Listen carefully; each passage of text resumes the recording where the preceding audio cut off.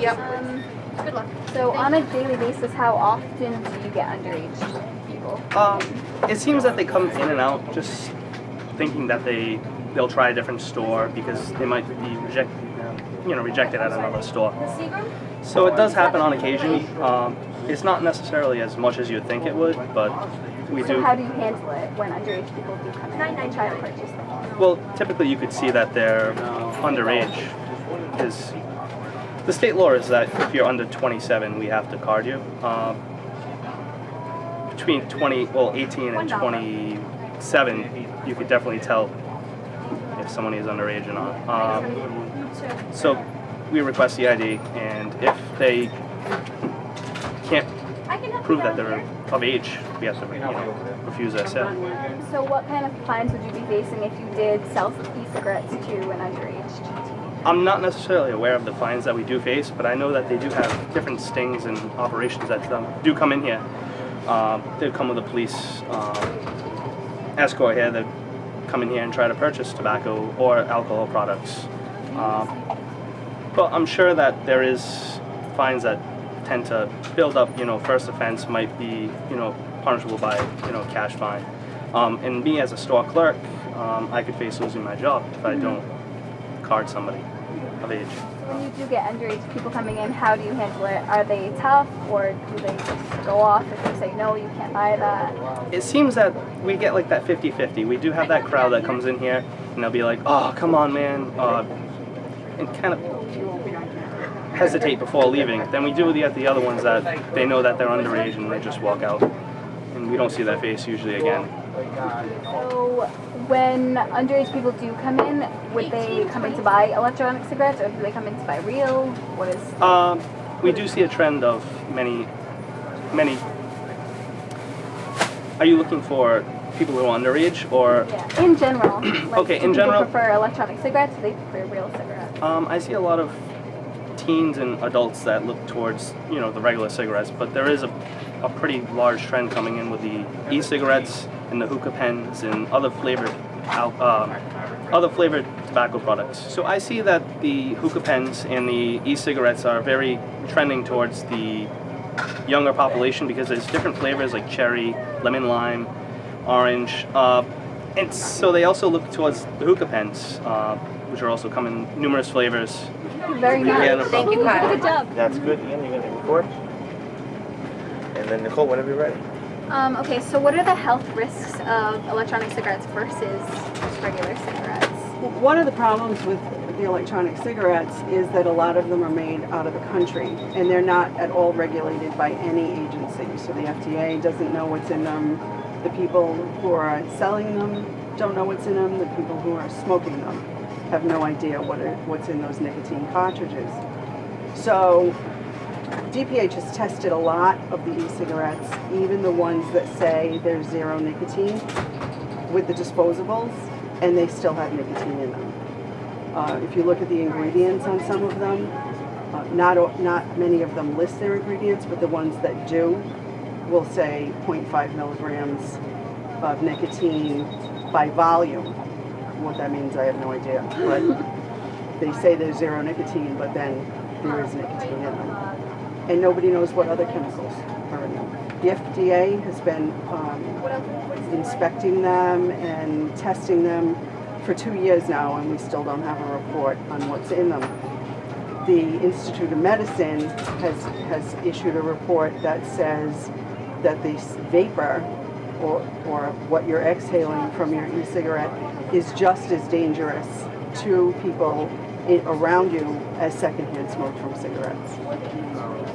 Smoking, like starting to smoke e-cigarettes at such a young age, do you think the addiction can become worse versus somebody who would start smoking in their 30s or 40s? Yes, absolutely. Our information from the Institute of Medicine and from the youth risk behavior surveys that we do in the high schools is that anyone who starts smoking, whether it's regular cigarettes or e-cigarettes, when they're 14, 15 years old, will become addicted faster and will be longer smokers in their lifetime than if they waited until they were in college and tried e-cigarettes. I can help you down here. Part of the problem is e-cigarette companies are all adding flavoring to their products. So where the cigarette companies, it's Philip Morris, J. Reynolds, Lorillard, they can't add flavor to their cigarettes. They were prohibited by the FDA several years ago from doing that.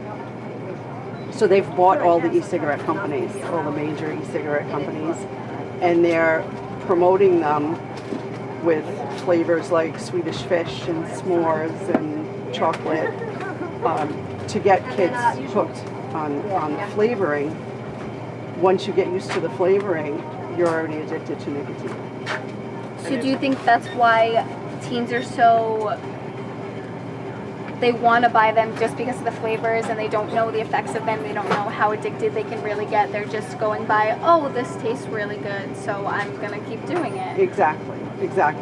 A lot of people don't realize how addictive they can be because of the nicotine, and they think they're not as dangerous, when in some cases they can be more dangerous. So most of these dangerous chemicals that people aren't even aware of, how bad are they really for you? How bad can each cigarette affect your life and affect your addiction? Well, there are thousands of chemicals in tobacco products, and they're dangerous chemicals. And one of the reasons people have trouble quitting smoking, as opposed to quitting anything else, any other addiction, is that your body is not only addicted to the tobacco and the nicotine, it's addicted to all of the other chemicals that are in those the regular cigarettes and in some of the e-cigarettes. So in cigarettes, you've got arsenic and bleach and rat poison and formaldehyde. So there are a lot of different things that your body gets used to having. And then when you try to quit smoking, people will say, well, I've tried 5 or 6 times and I can go for a certain amount of time but not a long period, and they're thinking it's just the tobacco and the nicotine, when in fact your body is withdrawing from formaldehyde and arsenic and those kind of chemicals. So do you think people choose electronic cigarettes because they think it'll be easier to quit the addiction? Well, there are a couple of things. That is one of them. They think they're mistaken when they think they're healthier, a healthier option. A lot of places and commercials will tout them as cessation devices when they're not classified by the FDA as cessation devices.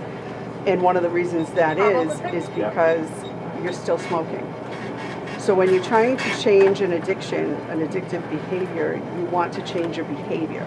So if you're switching from a tobacco product, smoking a tobacco product, to smoking a cigarette product, you're still smoking. So you haven't changed any of the behavior. And it's just a lot of education needs to be done about just how dangerous they are. We've had agencies ask us for educational materials to give to young parents, because if you notice at the high school or you notice on college campuses, you'll see people wearing their e-cigarettes around their neck on a lanyard, like a pen, or where you would carry your ID.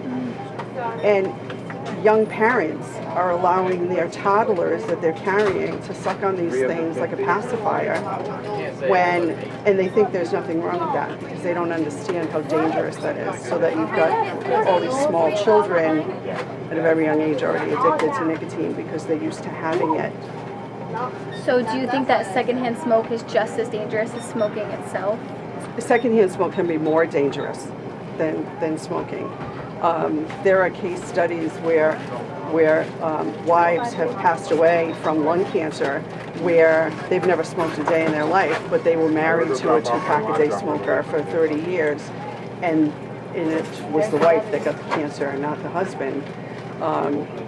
So the secondhand smoke is dangerous, which is why the state moved in 2004 to do the workplace smoking law.